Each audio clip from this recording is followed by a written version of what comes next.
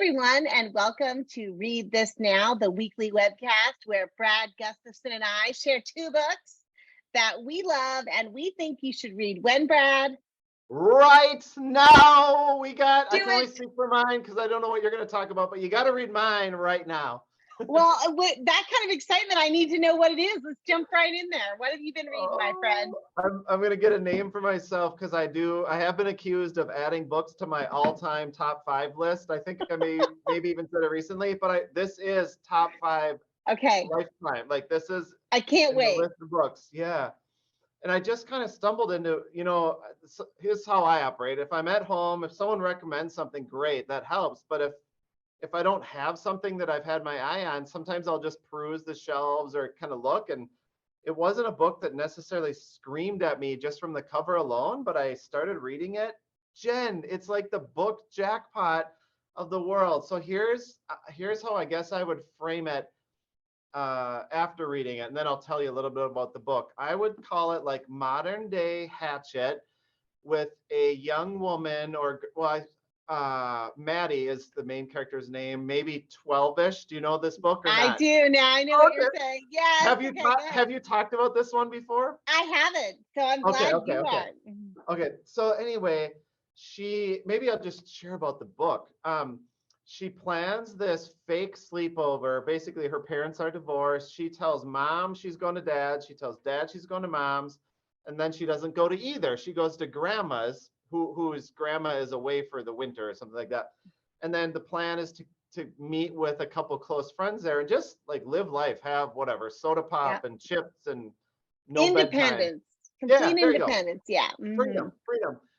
And through a crazy series of events, no one shows up. Her friends had something going on, and but then here's the tricky thing. And it's a little bit foggy, but like she calls her mom, no answer. Her dad's gone. What had happened while she was at this fake sleepover? There was this security alert in the country, like an imminent threat, like emergency evac, get out now.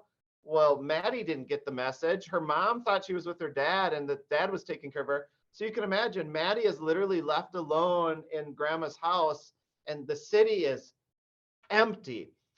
And the story plays out from there, and it's not like a quick fix. I really like how the author, by the way, the author is Megan Freeman. Here's the beautiful book. Isn't that a gorgeous cover? It is.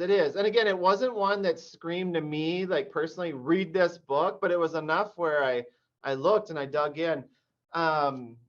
Anyway, I love how the author keeps some of it kind of vague for a really long time, like imminent threat. What is going on? Because as you're reading and Maddie is stuck alone, you never know, like, are bombs going to drop? Is there a plague? Right. Is there a pandemic? You don't know what's going on. But what you do follow is her, like the hope that she has that also diminishes and kind of ebbs and flows, and how she's surviving, and just the real life. If you could picture everything that happens in your life or in the world over a multi-year period, the author has some of that happening, because she wasn't just abandoned for like a week, like it's a longer period of time. She also reminisces about her siblings, and there is a part in the story where she had talked to a sibling. They were writing a book report on Island of the Blue Dolphins and how the character in Island of the Blue Dolphins had to survive alone. I forget if it was 18 years or something, but she comes across that book report, and she had helped her sibling kind of with the thesis of the argument they're going to make in the book report. And that was years ago. She found the report abandoned in the other parent's house, and it was like an instant connection to her sibling, but it was also really hard because although it was a piece of them, they were gone and she didn't know. Like, she was wondering, are they thinking of me? So the only other thing maybe that I wanted to share is Megan Freeman reminded me of who wrote Starfish? Lisa Phipps. Mm-hmm. Yep. So Lisa comes to mind as someone who, writing in verse, I'm always like, how does an author write fewer words but have them be more meaningful and more powerful? Like, how do you do that? Well, Megan kind of did it like Lisa, where I just hold both those two in such high esteem. So this is in verse, fewer words, but like the meaning, the story, the depth is just incredible. So this was one I put in my top 5 of all time because Jenn, Wow. I couldn't set it down. Like I'm just reading and reading Yes. and I was in just the greatest mood because I kind of alluded to this last week. When you have a good book you're connected with, like it kind of stabilizes everything else in life. It Like does. life is pretty good, right? Yeah, So, yeah. I think it's very comforting. There's something super comforting about having that world to turn to, as it, especially in times when the real world might be just a little bit topsy-turvy, there's something yeah. super comforting about that. I love it. I'm glad you mentioned Alone. When I was reading it, and I read it like, I think it came out, if it didn't come out last year, maybe it came out the year before that, but I remember Yep. reading it as an arc.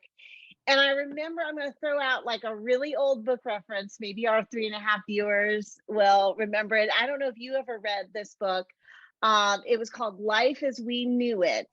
And I can't remember the author now to save my life, but it was another survival story about a world event, an event that changes the whole world. In this case, the moon is hit by a meteor and moves it just slightly closer to Earth, which changes all the weather and the tides. And like, there's all these series of natural disasters because the moon's orbit around Earth changes the way that Earth functions. And it reminded me so much of Alone because two things. First is that this sort of what happens when what you think you want is freedom and independence from your family, et cetera, and then suddenly you have that and you are suddenly without these people that you sort of take for granted, you know what I mean? So that same sort of like, be careful what you wish for kind of thing, but then also a young person and young people then forced to like deal with not only take care of themselves, but in an environment that's not hospitable. So it's really an Yeah. interesting book.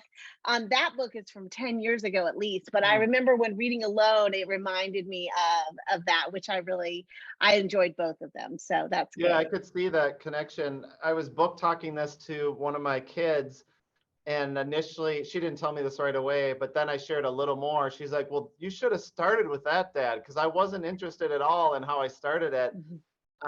But then when I got into the story a little more, she's like, "Now I really want to read it." But I think one Yeah. of the things I told her is I just love how strong this young woman Maddie is, and how resourceful, and how the author, like I could feel myself being in the story, like asking, "What would I do?" And I love being Yeah. taken on that. But I loved how like just the story, the detail of how she survived and what, I don't know, just how, I won't go into all the scenes and things she Yeah. encountered, but it was just really, really cool. And I loved how it just felt like, I don't want to say the answer because it's not competing with Hatchet, but it feels like Sure. if you're a kiddo who maybe is only introduced to Hatchet at school, this feels like one that you might be begging for. Like, I want to read that one, Yes. if that makes sense. Yes. No, I totally get it. And I love these sort of adventure stories too that feature girls as the main characters. Yeah. When Hatchet was written, which would have been like at least 30 years ago, there, I don't know that authors would have even thought about creating these stories with girls as the protagonists. But now, all these years later, it's nice to see some books in that genre featuring girls as the main characters. So I love that. Well, it's amazing, Brad, because as usual, our books are connected each week. Like even though we don't talk about them ahead of time, somehow there always manages to be a connection. And this week, the connection is that I also read a novel in verse this week. And I was thinking about, just as you said, how seem to be a lot of novels in verse coming out right now. And it is marvelous to think about the way that these authors manage to convey meaning in fewer words. Like that's one of the magic magical things about poetry. The story that I read this week, though, is a little different from the one you did. It's called Aniana Del Mar Jumps In, and it's one of these weird instances where I gave away my only copy of it, so I have to show the cover on my phone. But I do want to point out the beautiful cover because it is lovely, and it's one of those covers where, as I read the book, the cover became far more meaningful to me. So there's lots of little Easter eggs in the cover that once you've read it, you'll say, oh, I recognize that kind of thing. But it's by Jasminne Mendez, and it's about a 13-year-old girl, Aniana, who I'm going to begin by saying who she was named after. She was named after Aniana Vargas, who was an activist who worked really hard to protect our oceans and to stop pollution and pass legislation around protecting oceans, etc. And Aniana was named after this woman who was known as La Madre de las Aguas, like the mother of water.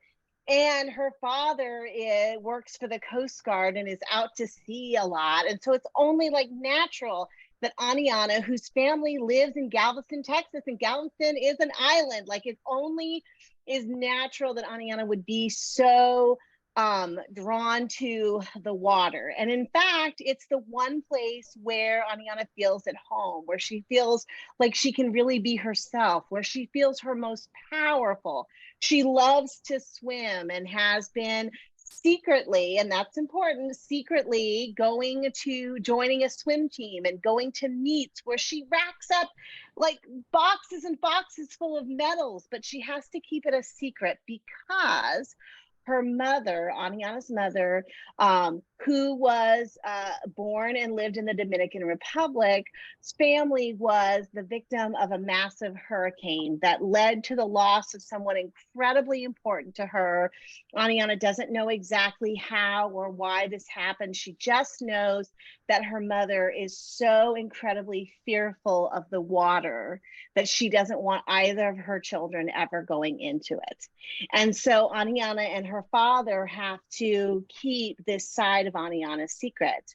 But this secret, like all secrets, ends up being exposed along with all the hurt that comes along with secrets when Aniana starts to develop strange aches and pains. She ends up feeling her joints are swelling, and she ends up getting rashes, and she can't hide these ailments anymore from her mother until they finally have to take her to the doctor, where they learn that she has juvenile idiopathic arthritis, which is a rare form of arthritis that affects children.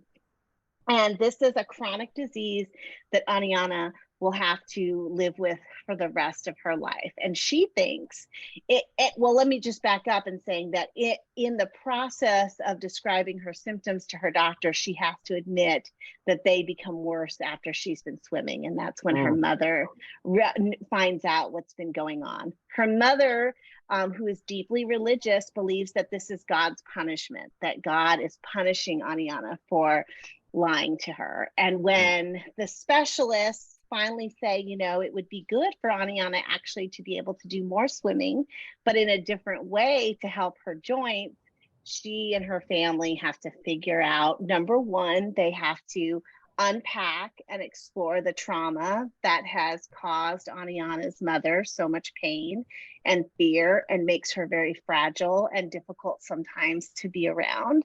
They have to unpack and understand that. And then number two, they have to come to a place as a family where they recognize that it's important to tell one another the truth, that lies don't do anything and secrets don't do anything but separate us. It doesn't protect us, the other person, from harm.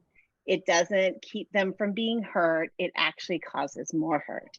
And so this journey for our Aniana, who is only 13, also becomes one where she learns to speak up for herself and to find a voice that she's able to share with her family about who she really is.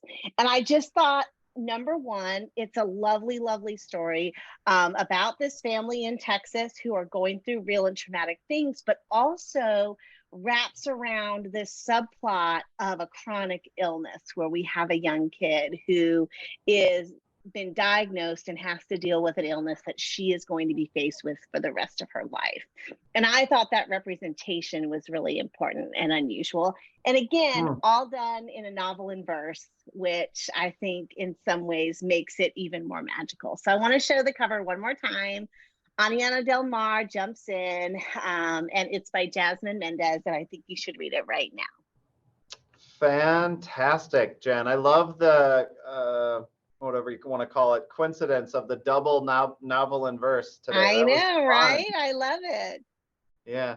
So if you want to check out, if people want to check out all the books Jen and I have put in our top 5 list over the last 4 years or so, go to bit.ly/read_this_now and check them out. We can't wait to see you next week. And thank you all for reading with us. Until then, happy reading, everyone.